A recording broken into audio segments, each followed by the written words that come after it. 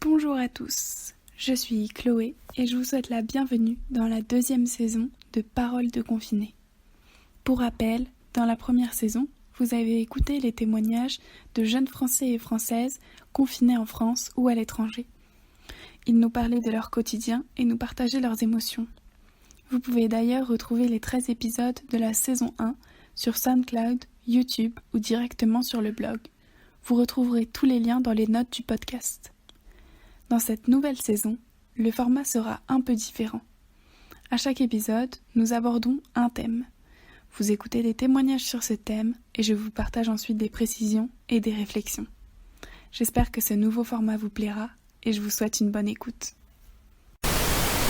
Scientists say a new virus related to SARS may be responsible for a mysterious pneumonia outbreak in China.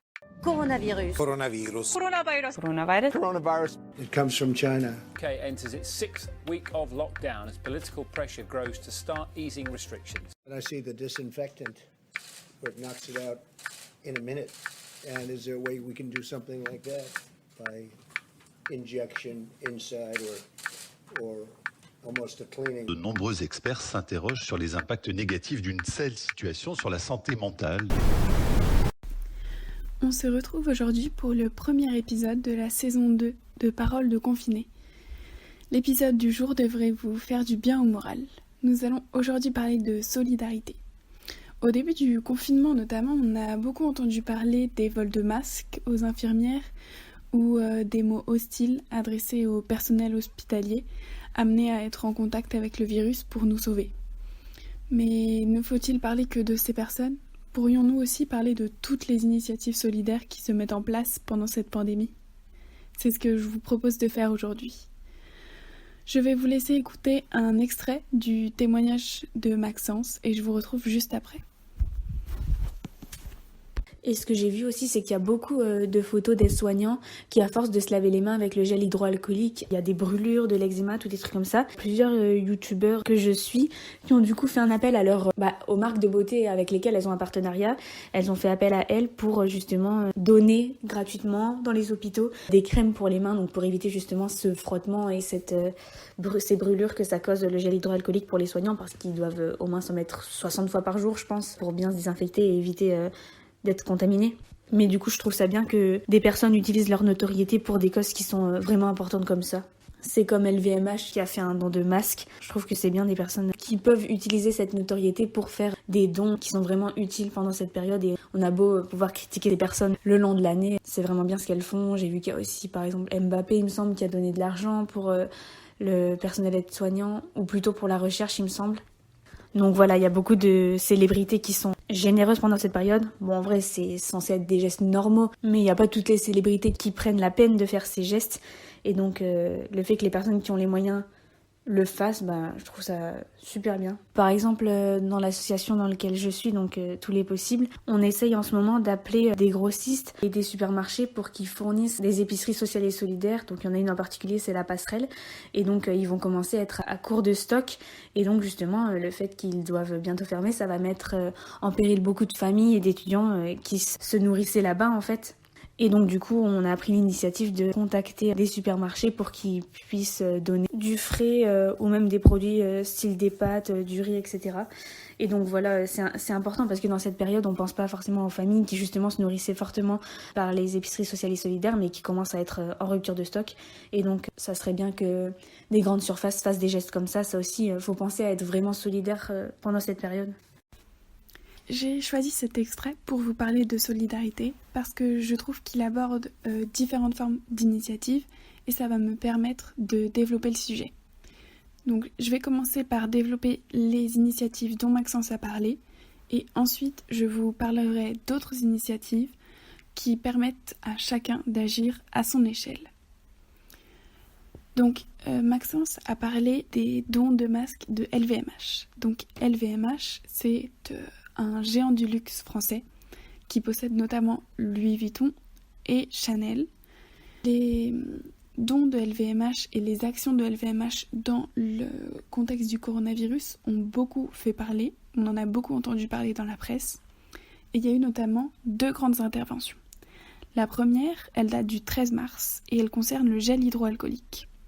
le groupe a utilisé ces usines de cosmétiques, et notamment celles de Givenchy et de Dior, mais aussi de Guerlain, pour fabriquer du gel hydroalcoolique en masse et pour pouvoir le distribuer aux hôpitaux. Une semaine plus tard, le 21 mars, c'est l'intervention dont Maxence parle dans son témoignage, l'usine a participé à la commande de masques pour pouvoir les distribuer aux hôpitaux. Donc il y a une petite chose à comprendre, c'est qu'il ne s'agit pas à proprement parler de dons de masques, puisque les commandes de masques sont impossibles, sachant que les masques ont été réquisitionnés par l'État.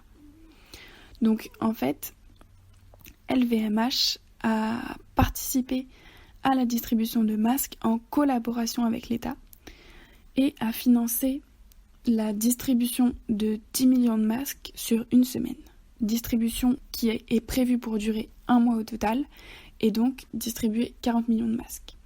Prendre en charge ce financement, ça permet d'accélérer la distribution de masques et de soulager l'État d'une charge. La deuxième initiative, c'est le don de Kylian Mbappé. Donc son don est à destination de la Fondation Abbé Pierre. C'est une fondation qui a pour but d'aider les personnes sans abri, et donc ce qui a d'autant plus d'importance pendant ce confinement pour aider les personnes qui n'ont pas de domicile à pouvoir vivre le confinement qui puisse les mettre le plus possible en sécurité, qui puisse leur fournir le mieux possible de la sécurité, de la dignité, même si c'est quelque chose qui est très difficile et c'est un travail qui n'a pas de fin, sachant que le confinement des personnes sans abri se fait souvent dans de très mauvaises conditions, avec des gestes barrières qui ne sont pas respectés. Donc le don de Mbappé, on ne sait pas le montant du don de Mbappé à la Fondation Abbé Pierre, mais pour autant, il paraît assez évident qu'il s'agit d'un don très important, sachant que la Fondation a fait un communiqué de presse pour remercier Kylian Mbappé. Je vais vous en lire un extrait et je vous en reparle un peu après. Sa générosité permettra notamment de mettre en œuvre des actions de première urgence. Accès à l'eau et à l'hygiène des personnes en grande précarité, accès à l'alimentation et mise à l'abri des personnes sans domicile, financement des maraudes, etc. La Fondation adresse à Kylian Mbappé ses plus vifs remerciements pour sa générosité et son attention en direction des personnes en grande précarité. Ensuite, Maxence nous a parlé de son association lilloise, Tous les possibles. Donc, c'est une association qui a pour but, en général, de lutter contre les inégalités. Donc, elle agit sur beaucoup de plans, mais on peut notamment citer l'accès à la culture et à l'éducation des enfants qui n'y ont pas forcément accès au premier abord, ou encore les discriminations face au logement et l'alimentation. Donc, en dehors des initiatives que Maxence a évoquées, il y en a encore beaucoup d'autres. On peut citer d'autres dons de personnes, par exemple celui très marquant de Rihanna de 5 millions de dollars pour lutter contre le développement du coronavirus. Mais les dons énormes de personnalités très riches ne sont pas les seules initiatives que l'on peut citer et qui permettent de lutter contre la pandémie et contre la solitude.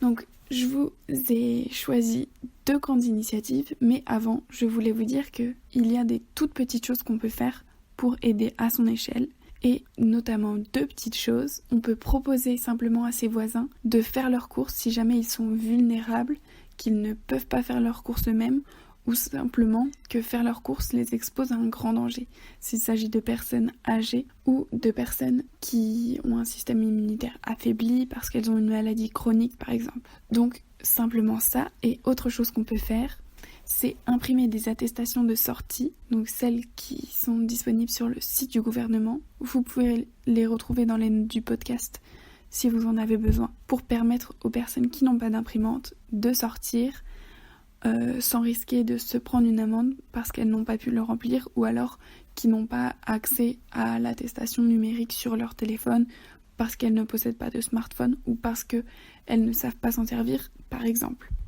Donc ça, c'est des choses très simples, et je vais aussi vous citer 2 autres initiatives. La première, c'est le site enpremiereligne.fr. Il a pour but d'aider les soignants, et donc chacun peut s'y inscrire. Ça agit notamment pour 2 choses: la garde d'enfants de soignants et les courses des soignants. Ça permet de les soulager de ces charges, ça permet de leur faire gagner du temps et peut-être possiblement un peu de repos, même si c'est très difficile pour eux de se reposer en ces temps de pandémie. Et la dernière initiative dont je voulais vous parler, c'est un site qui s'appelle Une lettre, un sourire. Donc vous retrouverez les liens de toutes les initiatives que je vous cite dans les notes du podcast. Donc ce site, il permet à chaque internaute d'envoyer une lettre à une personne en EHPAD. Donc on le sait, les EHPAD n'acceptent plus les visites depuis longtemps. Très récemment, ils ont réouvert les visites, mais dans des conditions très strictes, ce qui permet très peu de visites et pas pour tout le monde. Donc avec ce site, vous pouvez écrire une lettre, vous pouvez l'accompagner d'une photo et cette lettre sera distribuée à n'importe quelle personne, une personne choisie au hasard. Vous pouvez choisir seulement si vous l'envoyez à un homme ou une femme, mais le reste c'est vraiment aléatoire. Donc ce site a été fondé par 10 cousins qui ont de 14 à 24 ans et c'est un site qui recueille environ 5000 lettres par jour actuellement. Donc au 1er avril, ils avaient déjà envoyé 30 000 lettres. Donc c'est vraiment une superbe initiative. Et en fait, vous écrivez votre lettre sur Internet. Par la plateforme, elle est envoyée aux EHPAD, aléatoirement comme je vous le disais. Et les EHPAD la reçoivent par mail et ils l'impriment pour ensuite le distribuer aux résidents. Donc la plateforme propose aux EHPAD qui n'en ont pas les moyens de financer les frais d'impression. Donc voilà, j'ai un peu présenté des initiatives de toutes sortes pour aider chacun à son échelle, qu'on ait des millions d'euros à offrir ou qu'on ait simplement une imprimante ou un ordinateur pour écrire une lettre.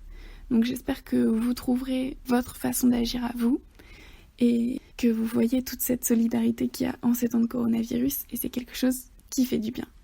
Voilà, donc je vous souhaite de passer le meilleur confinement possible et on se retrouve très bientôt pour un nouvel épisode de Paroles de confinés.